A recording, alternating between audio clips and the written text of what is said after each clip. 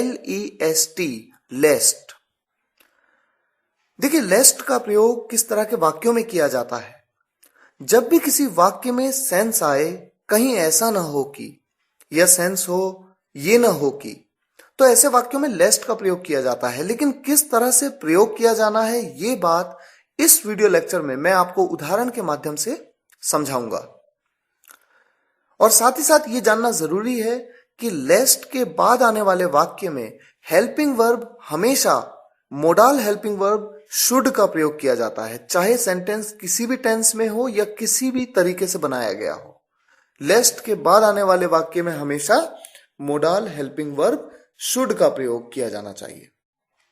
और शुड के बारे में मैंने आपको मोडाल के शुड वीडियो लेक्चर में डिटेल में समझाया था।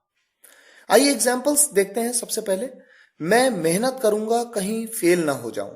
यहां पर एक डर है, कहीं ऐसा ना हो कि फेल हो जाऊं, या फिर ये ना हो कि फेल हो जाऊं। तो इस तरह का सेंस आता है जब, तो आप लेस्ट का प्रयोग कर सकते हैं।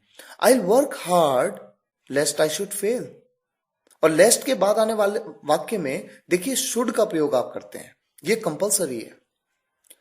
सही पता लिखो, ये ना हो कि कुरियर कहीं और चला जाए। Write the correct address lest courier should go somewhere else. मेरे एक दोस्त ने मुझे कहा कि अक्सर कॉन्वर्सेशंस में लेस्ट का प्रयोग नहीं किया जाता, लेकिन ये बात सही नहीं है। मैंने एक बहुत अच्छे लेवल की इंग्लिश बोलते हुए लोगों को सुना है, उनके साथ बात की है, और मैं ये अच्छी तरह से जानता हूं कि लेस्ट का प्रयोग बहुत किया जाता है जब जब इस तरह का सेंस किसी सेंटेंस में आता है। देखिए, मान लीजिए मुझे आपसे पानी मांगना है।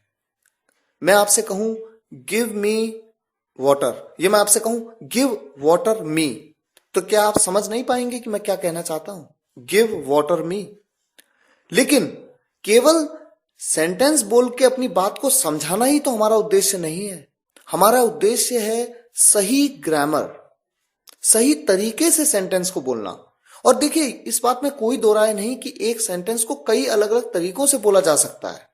लेकिन जब जब इस तरह का सेंस आए, तो क्यों ना हम इस तरह के कंजंक्शंस का यूज करें। कहीं ऐसा ना हो, जब इस तरह का सेंस आए तो क्यों ना हम लेस्ट का प्रयोग करें। और आप यकीन मानिए, जब आप इंग्लिश सीखते जाएंगे, धीरे धीरे आगे बढ़ते जाएंगे, प्रैक्टिस करते जाएंगे, तो आपको ये और नहीं लगेगा, आपको ऐसा नहीं लगेगा कि इसे बोलने में आपको बहुत मेहनत करनी पड़ रही है, बल्कि ऑटोमेटिकली आपकी जुबान पे ये वर्ड्स आने लगेंगे। तो मेरा सुझाव है कि जब भी कोई कंजंक्शन मैं आपको समझाता हूं, बताता हूं, आप उसकी प्रैक्टिस करिए। englishwale.com English speaking course book से जितना हो सके प्रैक्टिस करिए, और धीरे धीरे अपनी कॉन्वर्सेशंस में उसे लाने की कोशिश करिए। यकीन मानिए, आप इसे बड़े आसानी से बोल पाएंगे।